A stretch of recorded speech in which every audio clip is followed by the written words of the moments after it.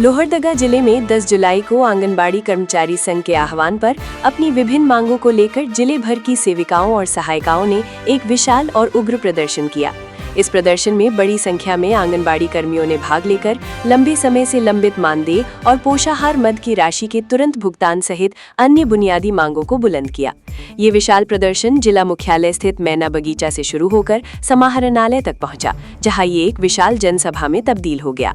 सभा को संबोधित करते हुए प्रदेश संगठन मंत्री रामचंद्र गोप ने कहा कि जनवरी माह से ही आंगनबाड़ी सेविकाओं का मानदेय और पोषाहार मद की राशि लंबित है।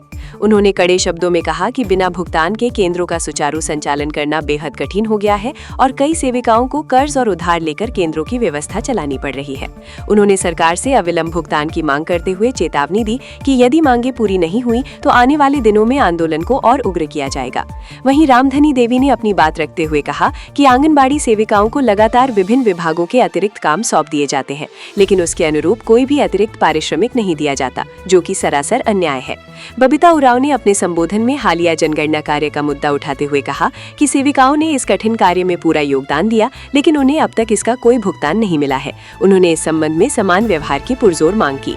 पूनम तिर्की ने सरकार से प्रत्येक माह नियमित रूप से मानदेय देने तथा पोषाहार मद की राशि अग्रिम रूप से उपलब्ध कराने की मांग रखी।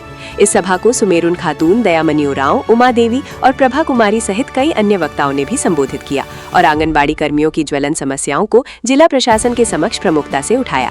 कार्यक्रम के अंत में संघ के एक 5 सदस्यीय प्रतिनिधि मंडल ने जिला समाज कल्याण पदाधिकारी को अपनी मांगों से संबंधित एक विस्तृत ज्ञापन सौंपा और इसकी शीघ्र समाधान की मांग की। लोहरदगा से हमारे विशेष संवाददाता पारस कुमार इंद्रगुरु की ग्राउंड रिपोर्ट। आगे देखिए प्रदर्शन के दौरान वक्ताओं और पीड़ित सेविकाओं ने मीडिया के सामने क्या कुछ कहा। बने रहिए न्यूज के लाइव के साथ, भरोसे की पहचान। आंगनबाड़ी आज बहुत शोषित है। जनवरी माह से इनको पैसा नहीं मिला, मानदेय नहीं मिला और लगभग जनवरी से ही पोषाहार राशि बंद है। पोषाहार के लिए ये लोग अपना पैसा लगाती है, जनवरी से लगाते लगाते अभी तक लगा आई है, लेकिन विभाग सोया हुआ है। आखिर उधारी चलाने का और भूखे मर के काम करने का कोई एक समय सीमा होगा और किसी प्रशासन को कोई चिंता नहीं है। आपको मजे की बात बतावें कि इनको सारा काम मोबाइल में करना है और इनको मात्र साल भर में रिचार्ज का पैसा 2000 रुपया मिलता है अपना मोबाइल में, और जबकि आप जानते हैं कि 299 रुपया से कम का रिचार्ज एक महीना का नहीं होता है। लेकिन विभाग को कोई मतलब नहीं है, ऊपर से ये दबाव बनाया जाता है कि आपको हर हाल में करना है, नहीं करिएगा तो चयन मुक्त करेंगे। जनवरी से पैसा नहीं मिला, विभाग सोया हुआ है, रोज दबाव। इसके पहले जनगणना का काम जो हुआ उसमें सरकारी कर्मचारी को भी लगाया गया था, उनको 25-25 हजार रुपया दिया गया एक महीना में, लेकिन इनको 0 एक पैसा नहीं दिया गया। आज SIR का काम है।